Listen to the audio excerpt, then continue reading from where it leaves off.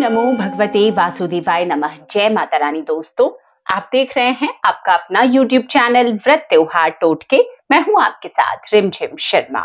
दोस्तों, आज इस वीडियो में मैं आपके साथ चैत्र मास के कृष्ण पक्ष की एकादशी, जिसे हम पाप मोचनी एकादशी कहते हैं, इसके बारे में सभी जानकारियां शेयर करने जा रही हूं। तो इस वर्ष पाप मोचनी एकादशी हम किस तारीख को मना रहे हैं, दिन कौन सा होगा, तिथि कब प्रारंभ होकर कब समाप्त होगी, पाप मोचनी एकादशी का व्रत किसे जरूर करना चाहिए, पाप मोचनी एकादशी की विशेष पूजा विधि क्या है, दोस्तों आज के दिन किन नियमों का पालन करना है।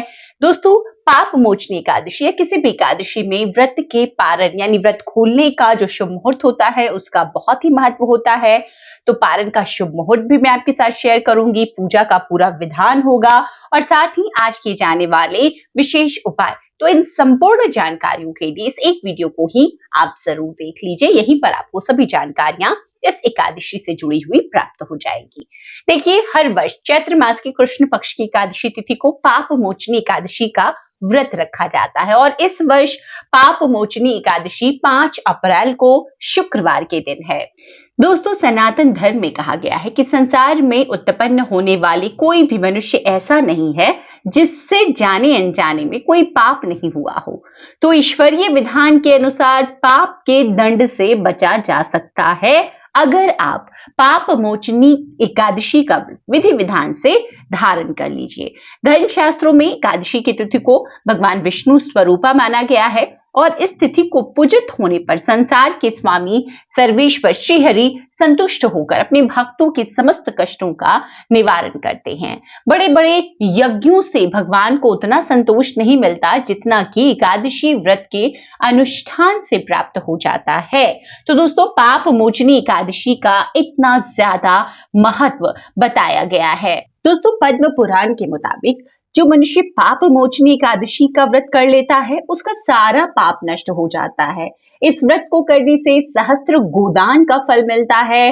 ब्रह्म हत्या, स्वर्ण चोरी, सुरापान और गुरु पत्नी गमन जैसे महापाप भी इस व्रत को धारण करने से दूर हो जाते हैं। यानी कि यह व्रत बहुत ही पुण्यमय है। तो अब सबसे पहले जान लेते हैं पाप मोचनी एकादशी की जो तिथि है वो कब प्रारंभ होकर कब समाप्त होगी। उसके बाद जानेंगे कि पूजा का विधान क्या होता है, नियम आज क्या मानने होते हैं।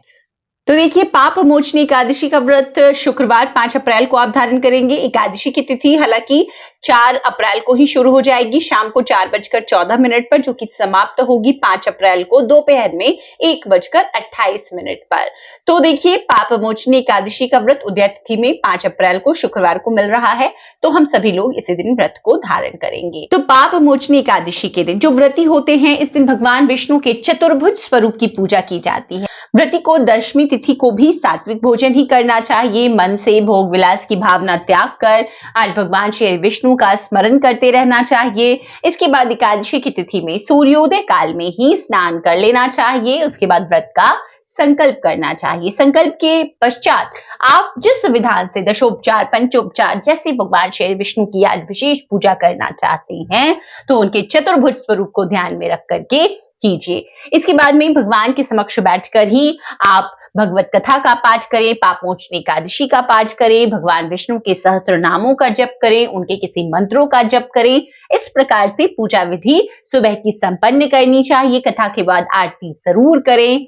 दोस्तों, एकादशी की तिथि में रात्रि जागरण का अपना ही एक महत्व होता है। तो कई लोग देखिए ऐसा करते हैं लेकिन सभी लोग नहीं कर पाते, तो आप अगर चाहें तो जरूर कीजिए। आज के दिन जितना ज्यादा से ज्यादा मंत्रों का जप करते हैं जरूर कीजिए। अब पाप मोचनी एकादशी के दिन अन्य एकादशी व्रतों की तरह ही जो कुछ नियम है वो मैं संक्षिप्तता से बता दूं। आज के दिन भगवान को हम अन्न का भोग नहीं लगाते।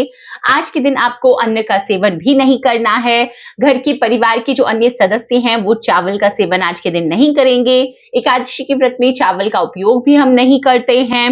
आज के दिन दोस्तों हमेशा सभी लोगों को तामसिक भोजन नहीं करना चाहिए, यानी कि शुद्ध सात्विक भोजन ही करना चाहिए। जो लोग एकादशी का व्रत करते हैं वो व्रत जलाहार से या फलाहार से कर सकते हैं। अन्न का सेवन निषेध होता है। भगवान को भोग भी आपको अन्न का नहीं लगाना है। आज की पूजा दोनों समय कीजिए। दोनों समय भगवान की आरती जरूर आपको उतारनी चाहिए। आज की पूजा में विशेष भगवान श्री विष्णु की पूजा करते हैं, माँ लक्ष्मी की पूजा पूजा करते हैं और एकादशी की तिथि में तुलसी पूजन का बहुत महत्व होता है। तो तुलसी माता की पूजा आज आपको सुबह शाम जरूर करनी है।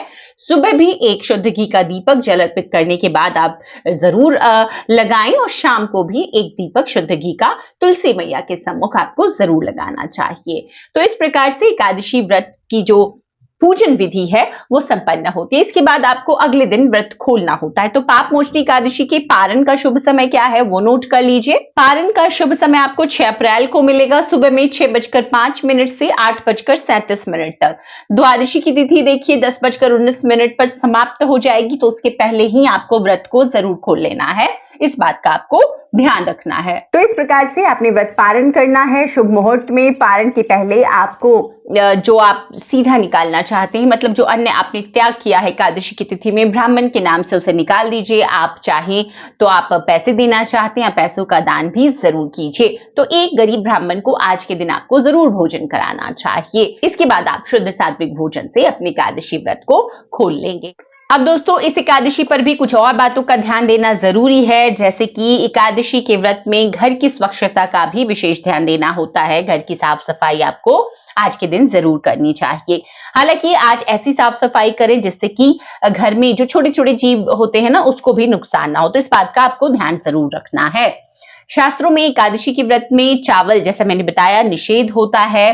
इस दिन जो भी व्यक्ति चावल का सेवन करता है अगले जन्म में, ऐसा बताया गया है कि रेंगने वाले जीवों की श्रेणी में जन्म लेता है। इस दिन तामसिक भोजन भी नहीं करना चाहिए। मांस मदिरा आदि चीजों से दूर रहना चाहिए। एकादशी के दिन शारीरिक शुद्धता का भी आपको विशेष ध्यान रखना है। बाल, दाढ़ी और नाखून जैसी चीजें भी नहीं काटनी चाहिए या कटवानी चाहिए। आप व्रत के एक दिन पहले ऐसा कर सकते हैं। दोस्तों एकादशी के व्रत में किसी पर भी क्रोध नहीं करना चाहिए। तो आत्मिक शुद्धता का भी आपको ध्यान रखना है। मन में किसी के प्रति द्वेष भावना आज के दिन नहीं लानी है। हमेशा सकारात्मक विचारों पर ही जोर देना है। आज पाप मोचनी एकादशी के दिन देखिए, सभी जो भी हमने अपने जीवन में पाप कर्म किए होंगे जाने अनजाने में जो हमसे हो जाते हैं, उसके लिए भगवान श्री विष्णु से हमें क्षमा प्रार्थना जरूर करनी है। और उस क्षमा प्रार्थना को हमें अपनी पूजा के समय, पूजा संपन्न करने के बाद कर लेनी है। और इसके बाद भगवान श्री विष्णु के किसी भी मंत्र का आपको उस क्षमा प्रार्थना के साथ जप भी जरूर करना चाहिए कि हे भगवान, हे श्री विष्णु, जो भी हमसे जाने अनजाने में पाप कर्म हुए हैं उन कर्मों के लिए हमें माफी प्रदान कीजिए, हमें क्षमा प्रदान कीजिए।